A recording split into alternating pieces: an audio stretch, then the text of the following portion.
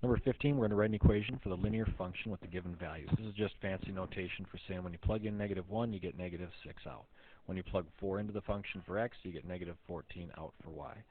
So first thing we want to do is find our slope, y2 minus y1 over x2 minus x1. We'll chop here and chop here. What do we get? -8 over 5, -8/5. So it's not pretty, but hey, it happens. If we write it as a decimal, -1 3/5, I think it's -1.6. So all we know is that our function is going to start out with a slope of -1.6, but we don't know the y-intercept.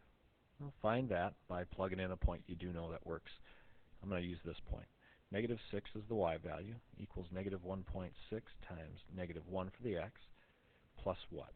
Because -6 does not equal -1.6 times -1, that's +1.6. Those aren't equal. You have to add something to make them equal. Well, if you fence post, you find out that the y-intercept is -7.6. So our full equation, we figured out our slope was -1.6. Figured out our y-intercept was -7.6. You can always check your answer by plugging in a point. Like if you were to plug in 4 for x, you better get -14 for y. I better check my answer here. If I take -1.6 and I multiply it by 4, and then I subtract 7.6, I better get -14, and I do.